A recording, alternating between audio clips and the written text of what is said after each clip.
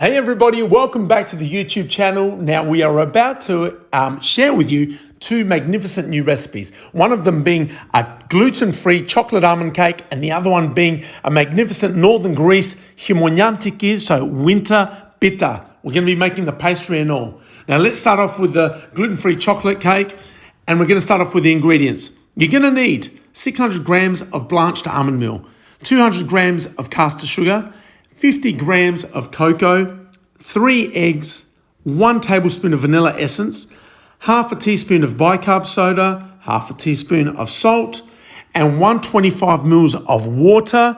If you want to do a Jaffa cake, instead of water, replace that with orange juice and the zest of a couple of oranges, and then 150 mils of vegetable oil. Now for the method, combine your baking soda, salt, and almond meal in a bowl and set it aside. In another bowl, combine your water, cocoa, and vanilla essence. Then you whisk your eggs in a separate bowl again with the sugar until it doubles in size and goes to soft peaks. Once that's done, you slowly add the oil to the egg mix while it's mixing so that you can emulsify it, so you can combine it. You don't want to do that too quickly because it could split, so you just do it slowly. Then once that's done, you add your chocolate and almond mixes to the egg mixture, combine it well. Then you pour that batter into the 10-inch round cake that you have buttered, so your baking tin that you have ready. You then will allow it to put it in the oven for about 40 minutes at 175 degrees centigrade. Once that's done, you open up the oven, you test it with a skewer, pull it out. If it's ready, let it rest for 15 minutes, then decorate it as you please. I use chocolate ganache. Do whatever it is that makes you happy, but you're going to love it. Gluten-free chocolate cake. Now, here's a variation of the pastry that Alexandra shared with us. This is an easy-to-do pastry that every one of you need to try at home. Do it, guys. Now, your ingredients for the pastry. You're going to need 700 grams of strong or special white flour, so a 00 flour. Sift that, have it to the side.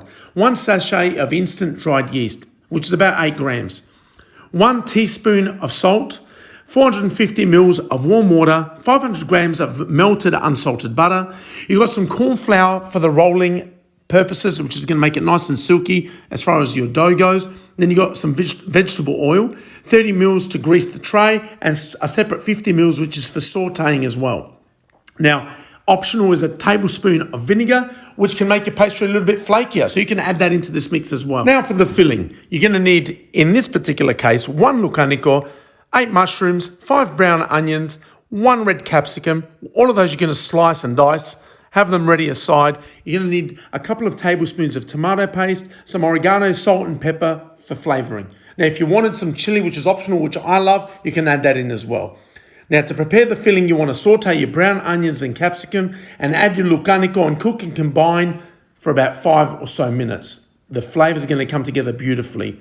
Then what you want to do is you want to stir in your tomato paste and cook it off with a wooden spoon once again for about 5 minutes. Take it off the heat, add in your mushrooms, stir it together and set it aside. Okay, now for the dough.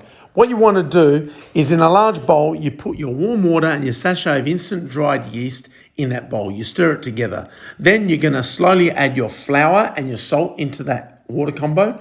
Combine it, knead it. Whether you want to use your hand or a dough hook in a mixer, either is going to work. What you want to do is knead it for about 5 minutes, make it work, and then set it aside to rest for about 30 minutes. This is going to relax your dough and prevent it from drawing back when you're using it, all right?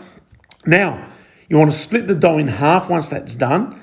One is going to be for the bottom, one is going to be for the top. You sprinkle corn flour over the working bench and roll the pastry out using your broom, your dowel stick or your rolling pin.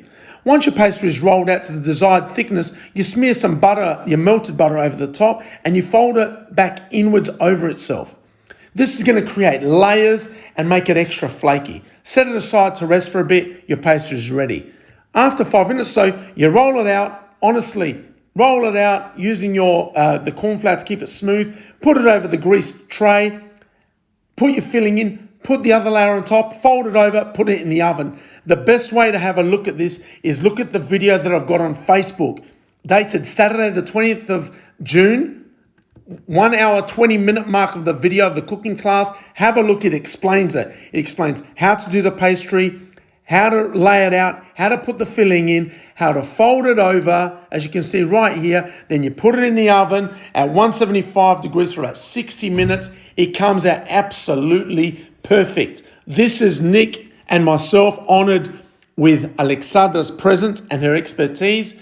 The pita came out beautifully. Please try making this at home. Any questions, write in. There is nothing I loved more than doing this. It tasted even better. Use whatever filling you like. Enjoy it with your family. Guys, honestly, let's keep the traditions alive. Take care. Ade.